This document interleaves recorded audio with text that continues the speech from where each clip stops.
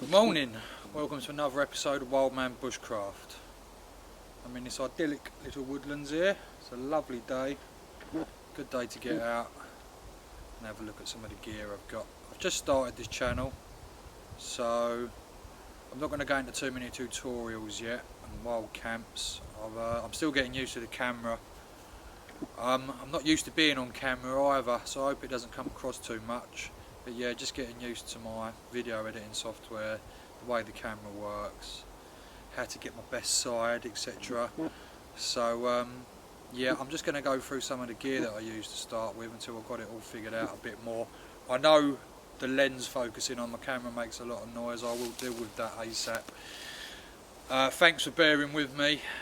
Thanks to everyone that likes the video, subscribes and comments. So yeah, I want to have a look at this cold steel shovel. Mine's a little bit different to everybody else's because I've modified it slightly. The reason for that is I believe what I've done just makes it a little bit more useful for what I want it to do.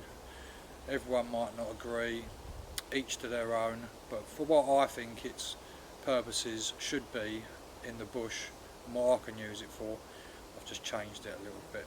So let's have a little look at the shovel. Okay, so here it is. Some of you might be thinking, what the hell is that? This is what I store it in. It's a millbank bag for water filtration. I am on the every ounce counts sort of policy. I like to travel light, I just feel like it offers you a lot more freedom. So I didn't get the sheath for it. I just put it in this millbank bag, which as you can see fits absolutely perfectly, and all that does is it just stops it from tearing up stuff that's on the inside of my pack basically. So if I'm glistening a little bit, by the way, if I look like I'm oiled up, it's because there are a lot of gnats in this woods and I've just sprayed myself with repellent. But yeah, here it is. Now I'll put a picture up of the original. I'll tell you what I've done. Is this end normally comes with a triangle shape on the top. It's pointed. Now I believe that that's because this is also designed to be a throwing shovel. It's bladed. All around the edge is bladed. So when you throw it, if it lands on the end, it gives it a point to stick in. So that obviously helps with the digging abilities as well, having that point on it. But the reason that I've cut mine off is because for a shovel,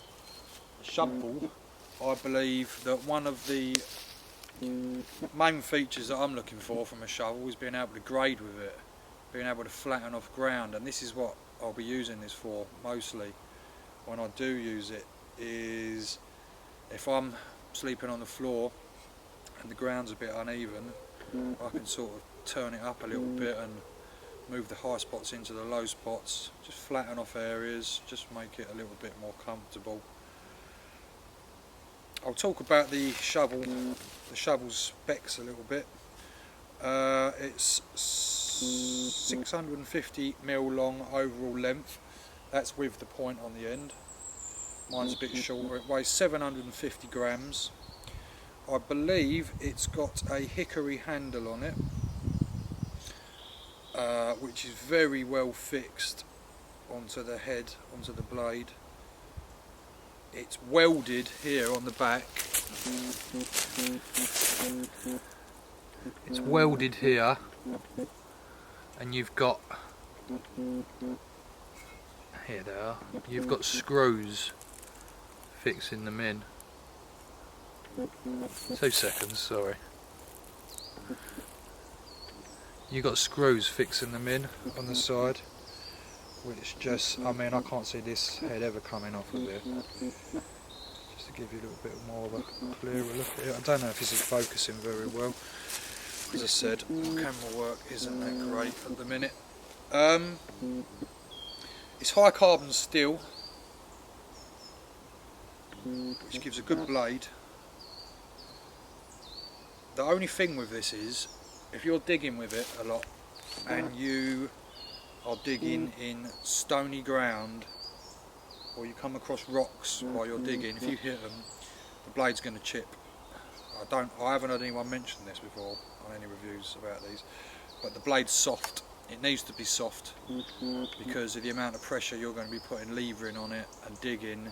If it was a brittle blade, it'd snap. It needs to have flexibility. Maybe they could do a bimetal blade, but then you're going to be looking at a lot more money. These retail at around, I think I paid, it was either 36 or 38 pounds for this on Amazon, I think, without the sheath, which I think is pretty good value for money for what you get. I said it's built, it's bomb proof really, it's not going to break apart from the little chips in the blade. You can get the blade quite sharp. I filed this morning and went down to 3,000 grit on it. I don't bother stropping it or anything like that because of what I'm going to be using it for. But yeah, I don't know if I mentioned it weighs 750 grams, which is about the same as a small hatchet. Good solid construction, good bit of kit. It does have multiple uses, which again is the way I like to go with stuff. They say that this is an axe replacement, or it can be an axe replacement. I'm not too sure if it's an axe replacement. I think it's more of an in-betweeny. It's in between a knife, a shovel and an axe. You could go out into the field with just this and do alright. I'm going to try some feather sticking with it soon. So, without further ado, let's have a little look at what it can do. There's quite a lot of bracken here, so I mean if I was moving into a camp and I thought, yeah, that's a good place for my camp, one of the first things I'd want to do is probably remove some of the undergrowth maybe. So we'll just have a little look. I mean, I said I've sharpened this blade today, we'll see how it goes. I mean look, there's just like about 5 bits in one go. But this thing does make a good machete, as you can see. It's pretty good. Clearing the undergrowth.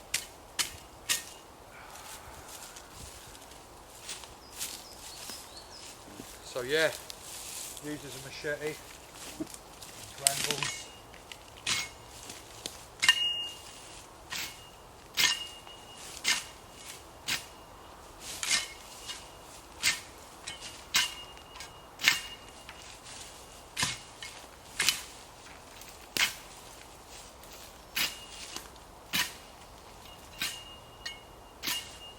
Does slice and dice very well. Brambles are only thin. So let's have a look at what you can do with something a bit bigger, something a bit tougher. I'm going to take off some of these limbs, some of these dead limbs off this pine and just show you how it works. Let's move that camera slightly.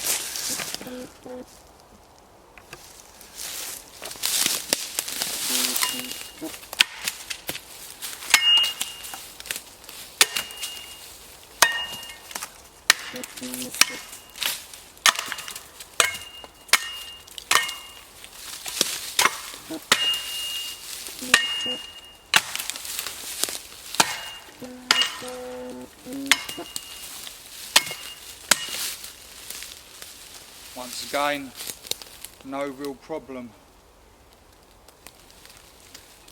Let's have a look at it chopping into something a little bit bigger. See how that actual blade performs. So I've just taken some of the limbs off of this fallen pine. We'll show you what it can do on something a bit more substantial, chopping wise.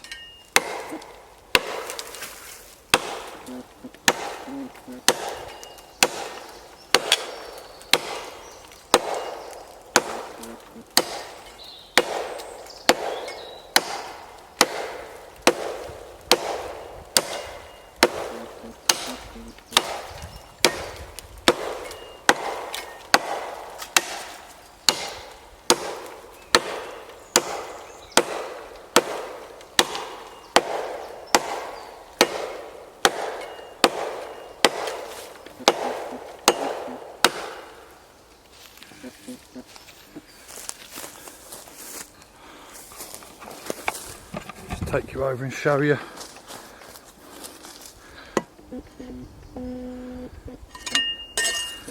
I mean, it's done quite well. Probably not as good as a hatchet, but it's a shovel.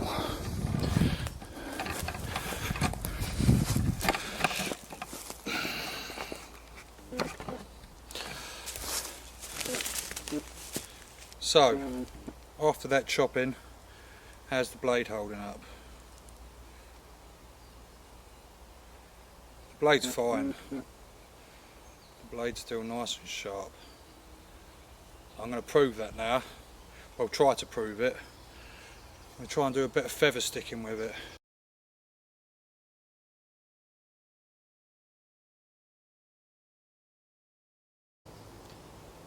Right, I'm going to do something quite novel with it now, it being a shovel, and that's dig with it. So you can see sort of how well it works as an actual shovel. You can see, just clears the undergrowth nicely. We'll do a bit of digging now.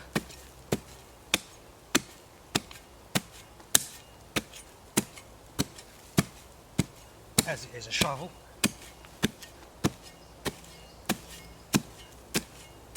Good for digging fire pits.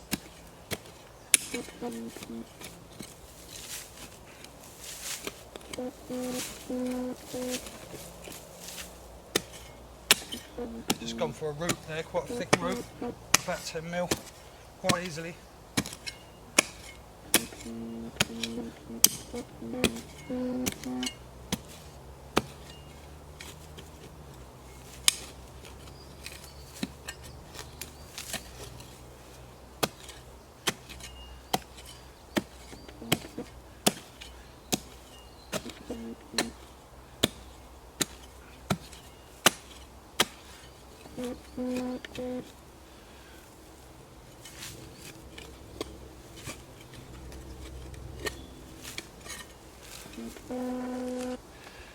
As you can see there, didn't really have any problems with the digging. In fact, it works really well even without the point on the end.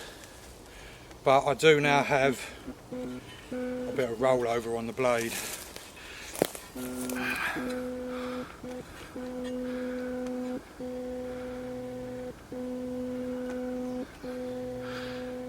Focus. Hocus pocus, this is more like, it's like magic if I get it to focus. There. Bad rollover. And the blade has lost a hell of a lot of its edge.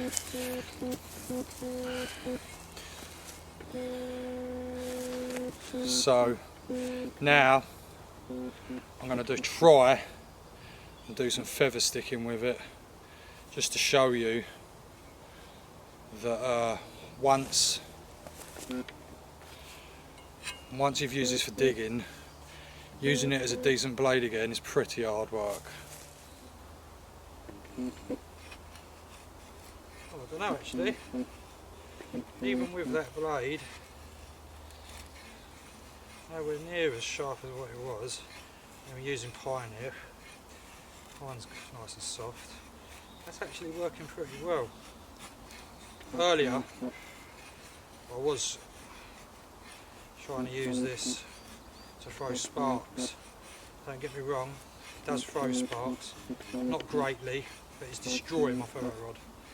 It's taking up massive chunks at a time and just ruining it. So as an emergency fire lighter, get away with it. But if you've got anything else, I'd use that.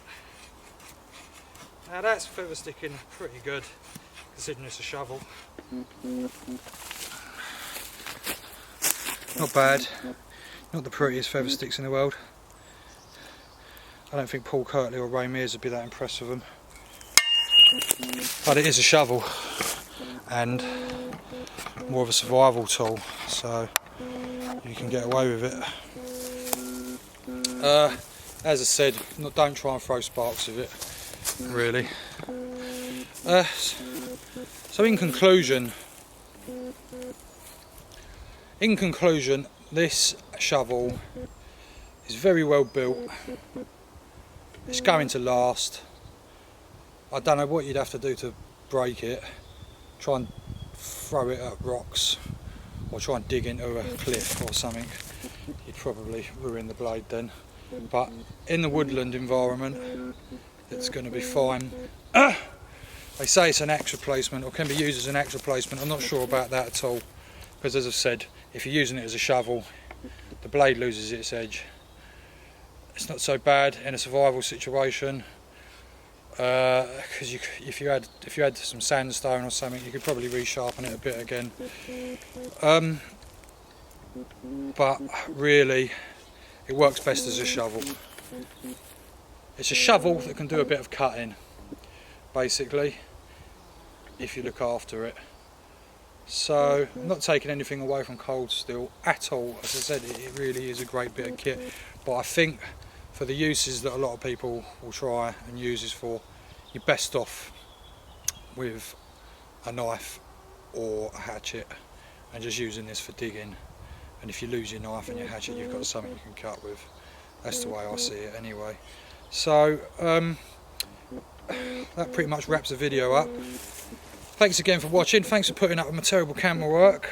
I will find out how to stop the camera focus noise soon. And please like, subscribe, comment on this video if you think there's anything I've missed, or you've got any input about your own cold steel shovel, or just want to chat in general. Love to hear your comments. And until next time, take care and goodbye.